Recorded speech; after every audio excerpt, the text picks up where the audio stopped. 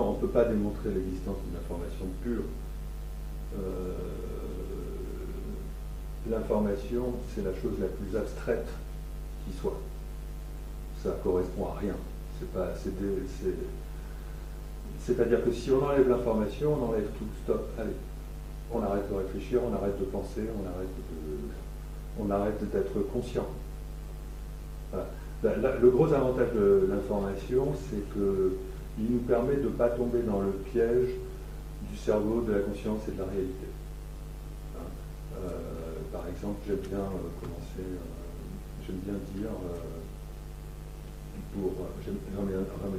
dire que par exemple, quand on dit que des informations parviennent à la conscience par le biais du cerveau, c'est quoi le cerveau? On n'en sait rien. C'est apparemment notre conscience reçoit des informations du cerveau. Apparemment. Ou apparemment notre cerveau crée la conscience. Mais ça, c'est une apparence. On a trouvé là, on a un problème. Mais pareil, le cerveau avec la réalité. Apparemment, le cerveau reçoit des informations de la réalité.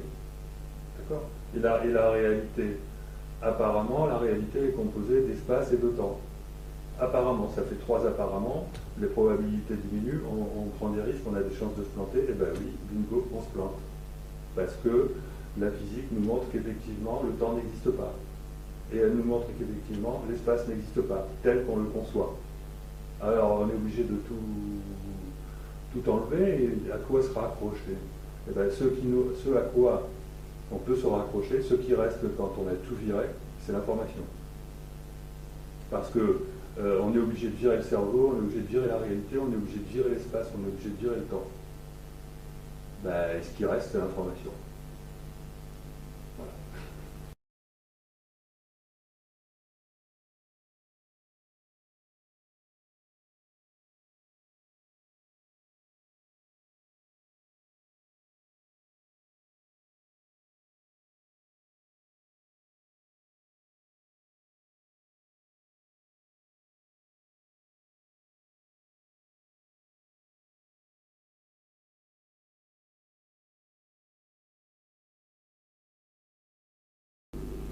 On a le droit de le penser, mais non. Dans mon acceptation, je ne considère pas que c'est parce qu'on est dans une gigantesque simulation, je considère que on est dans un processus naturel d'évolution dans lequel nous ne sommes pas obligés de rentrer dans l'hypothèse que tout ça c'est en quelque sorte une manipulation, comme si on était à l'intérieur d'une technologie. C'est-à-dire le fait de rajouter l'élément manipulation technologique, je ne nie pas la possibilité dans cette affaire, c'est un rajout. On n'est pas obligé, on peut faire l'économie de cet additif.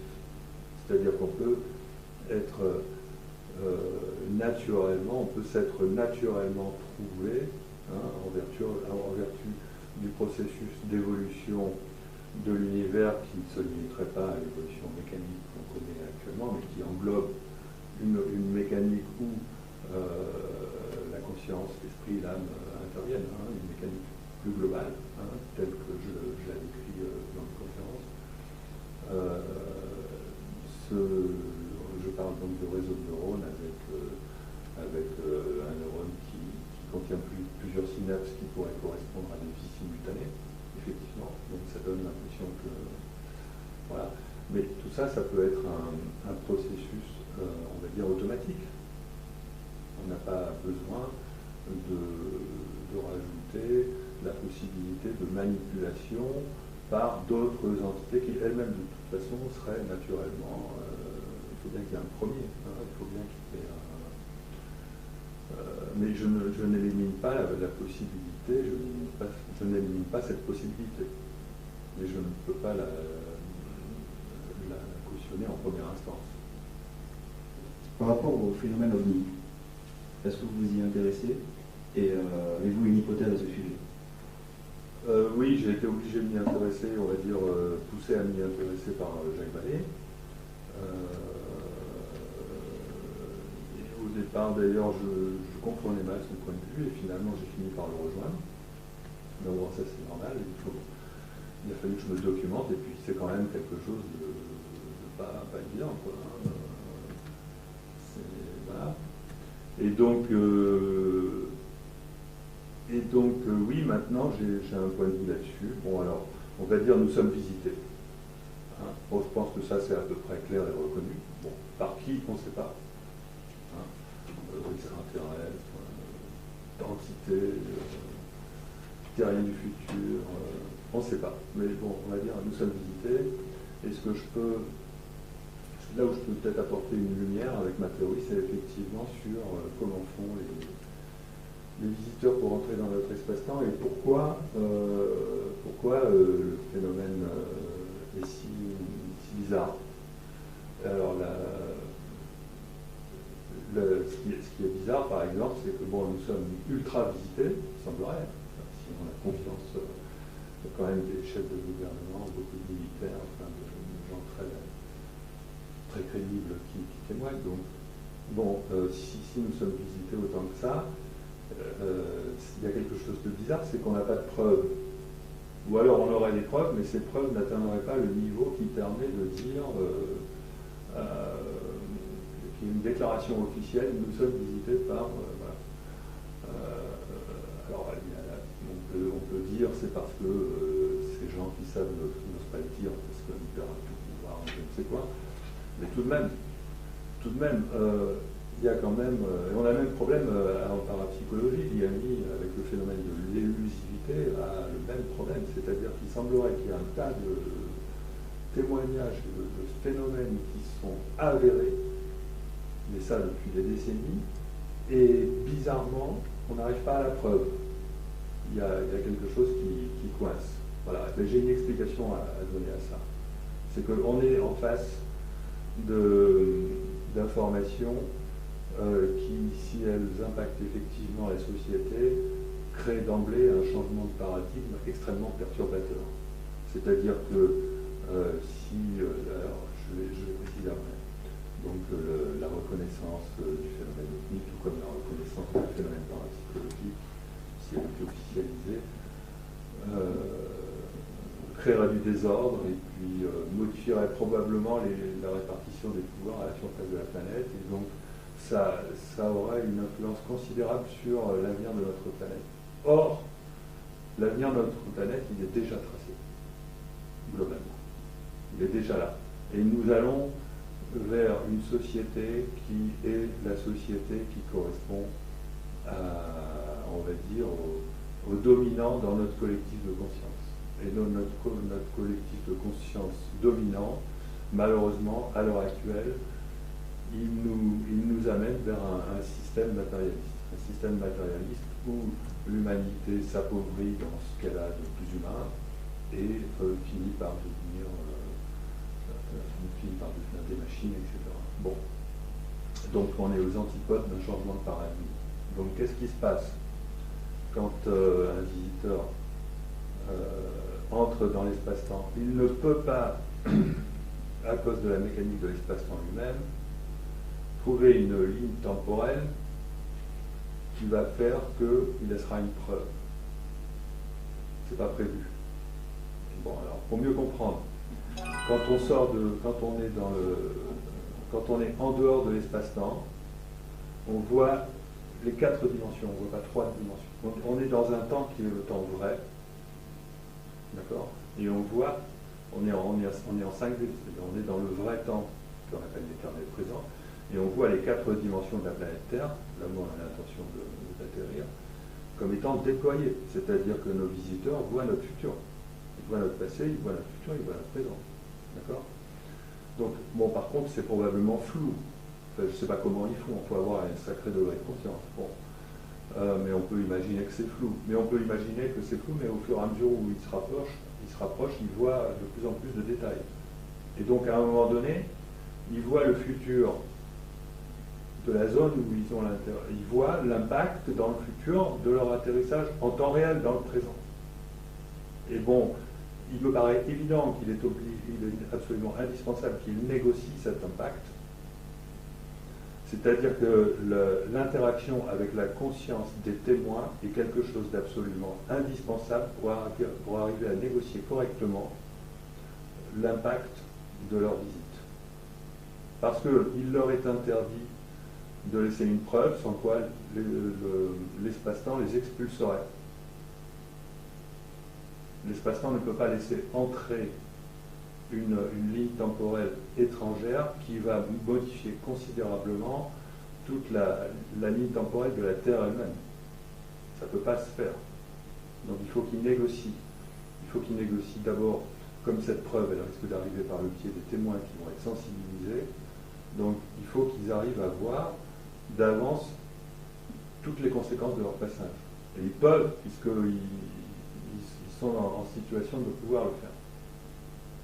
Voilà. Donc, c'est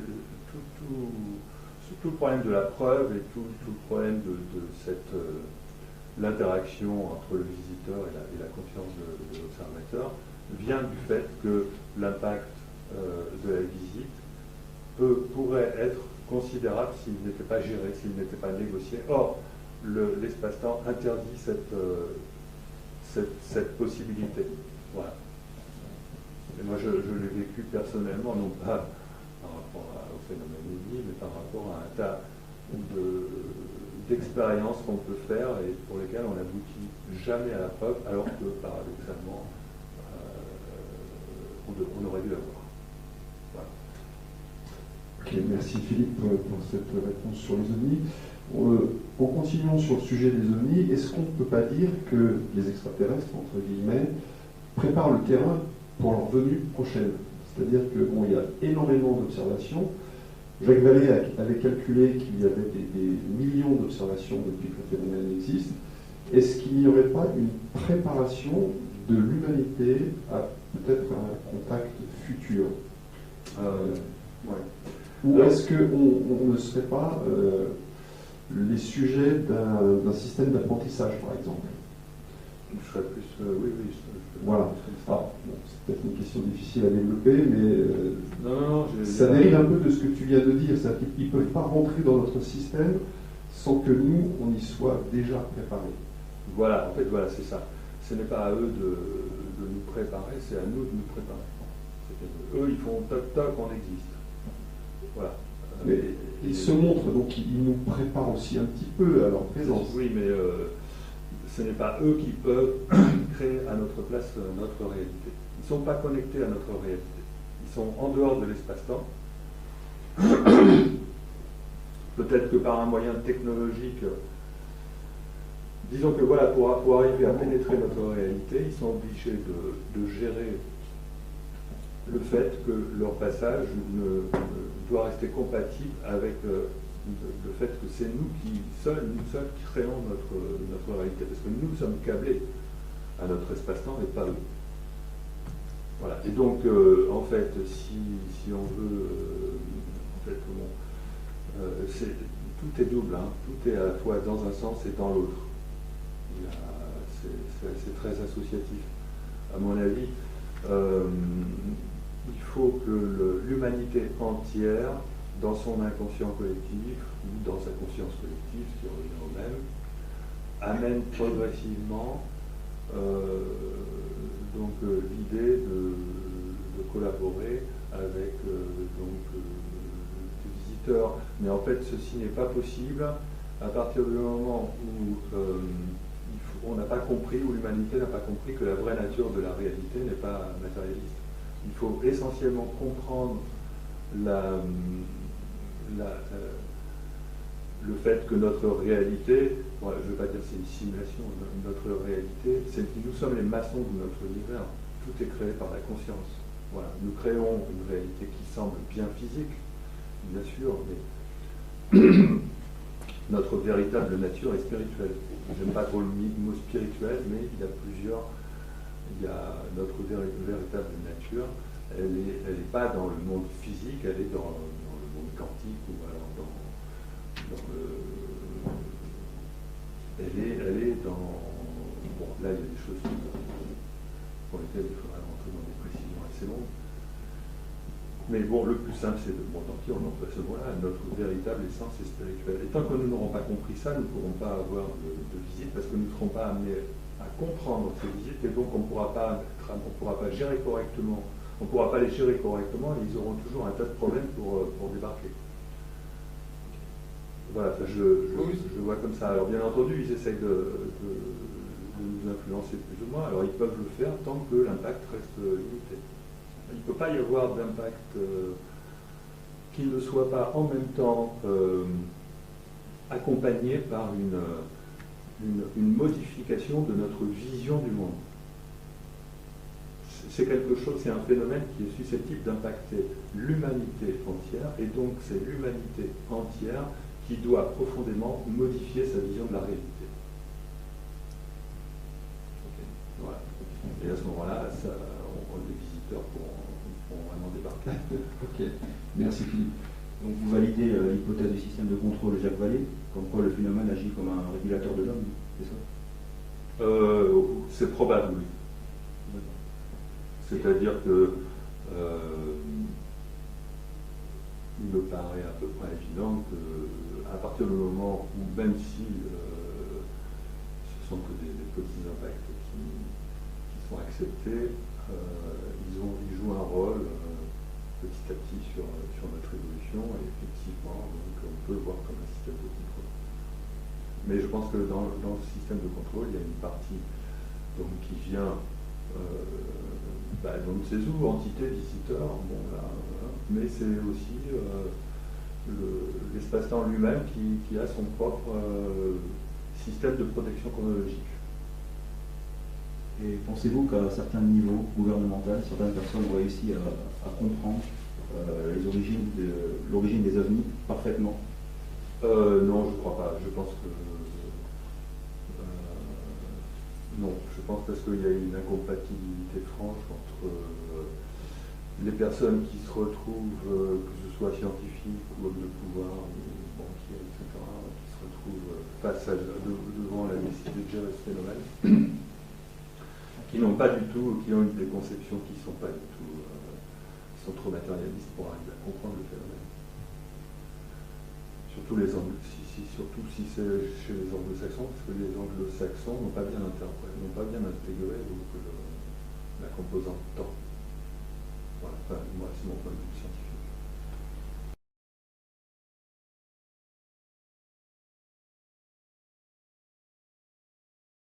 Si on a un crash, qui est donc normalement quelque chose qui devrait donner énormément de preuves. Donc ces preuves sont susceptibles de créer un changement paradigmatique, et donc ce changement n'étant pas là, il y a l'absolue nécessité du secret. Il y a l'absolue ou la nécessité de la désinformation. Je dirais que la désinformation et le secret sont des facilitateurs pour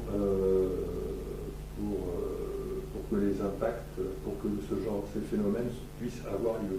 S'il n'y avait pas de désinformation, et s'il n'y avait pas de mise sous secret, il y aurait un risque d'influence prématurée de ces visites sur notre réalité. Donc il ne faut pas voir d'un œil négatif la désinformation et le secret. Je pense que la désinformation et le secret sont là parce que nous ne sommes pas capables de gérer encore, n'ayant pas compris la réalité, le fonctionnement de la réalité, nous ne sommes pas encore capables de gérer les conséquences de cette connaissance. Voilà. Je vais juste aborder avec toi le sujet des robots, parce que je sais que tu as travaillé sur la conception de robots. Est-ce qu'on peut imaginer un jour fabriquer un robot conscient? C'est une croyance que j'avais quand j'avais 40 ans,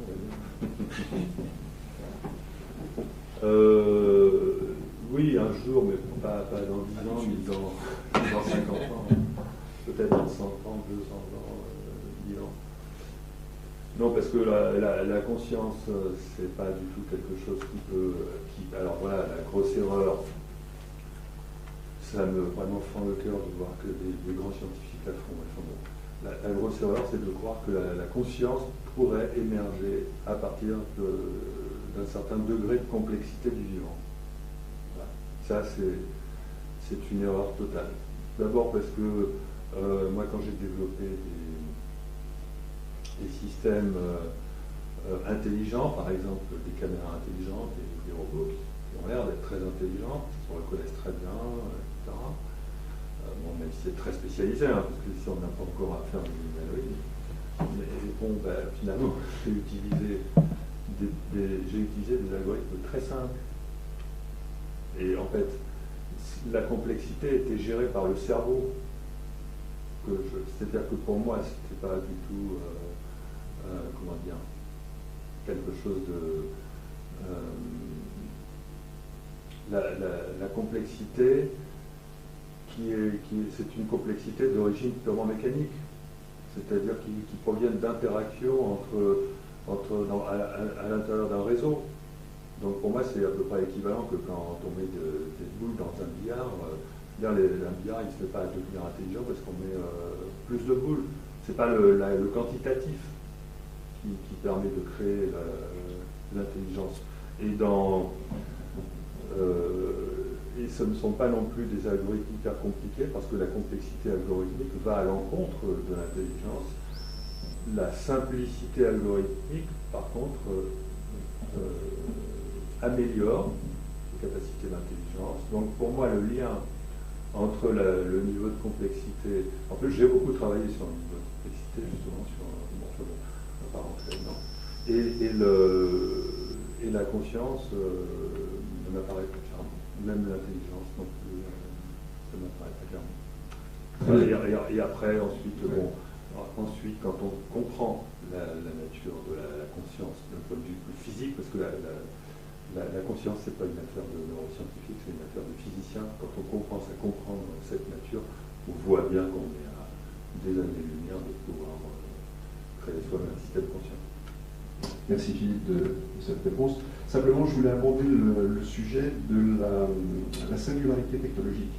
Alors, je sais qu'aux États-Unis, il y a beaucoup de gens qui font place là-dessus en disant que dans les 20 prochaines années, les machines vont devenir peut-être plus intelligentes que les êtres humains. Et on va arriver à ce qu'on appelle la singularité technologique, c'est-à-dire que les machines vont pouvoir se développer elles-mêmes et évoluer elles-mêmes sans avoir besoin des êtres humains. Est-ce que c'est possible ou est-ce que c'est un pur fantasme ? Non, les machines vont atteindre un niveau de développement considérable et elles deviendront plus intelligentes que nous, ça c'est sûr, au sens mental. C'est-à-dire autant je ne crois pas à la conscience des machines, autant je crois et je suis persuadé que les machines deviendront plus intelligentes que nous. Mais attention, c'est l'intelligence mentale, c'est-à-dire c'est l'intelligence analytique. C'est le cerveau gauche, gauche. C'est l'intelligence raisonnante, c'est l'intelligence qui calcule, c'est l'intelligence qui utilise la complexité neuronale, c'est l'intelligence qui utilise... qui a fondamentalement besoin d'être contrôlée. Hein. Les machines sont faites pour être contrôlées, mais elles peuvent parfaitement devenir contrôleuses.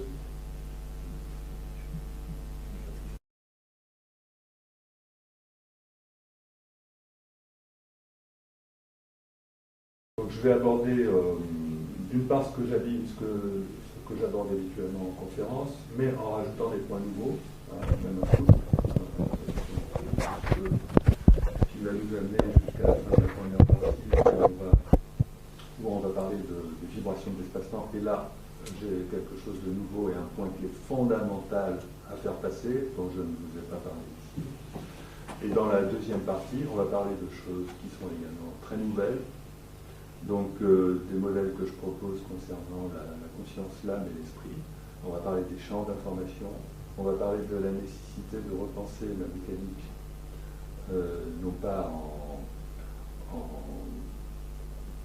c'est-à-dire la mécanique actuelle est parfaitement correcte. Au contraire, on va anoblir la mécanique actuelle en disant que la science a réussi à fabriquer un modèle du monde qui est parfait, sauf qu'il a besoin d'être inséré à l'intérieur d'un système qui il va lui donner plus de liberté, notamment qu'il va pouvoir faire évoluer l'espace-temps. C'est-à-dire que à l'heure actuelle, la mécanique ne sait pas faire évoluer l'espace-temps. Donc on va discuter de ça. On va expliquer, on en a parlé un petit peu, mais je vais développer un peu plus comment est-ce qu'on doit faire pour entrer dans un espace-temps. Et puis on va évoquer donc la nature du déploiement de la réalité qui va nous faire comprendre pourquoi est-ce qu'il pourrait exister des réalités parallèles. Alors, je ne sais pas si ça existe ou si ça n'existe pas, mais d'après le modèle que je vais présenter, où la conscience joue un rôle phénoménal, il devrait logiquement exister des réalités parallèles, c'est-à-dire plusieurs versions de la réalité, plusieurs versions des réalités, de réalités vécues sur Terre, par exemple, plusieurs versions de la Terre. Voilà. Et je terminerai en disant que si, donc comme je le conclus de mon expérience et de ma théorie, si nous avons un libre arbitre, alors ça veut dire que nous avons une télécommande de l'espace-temps. J'aime bien appeler ça comme ça. Et donc je vais décrire un peu la télécommande, comme je le fais souvent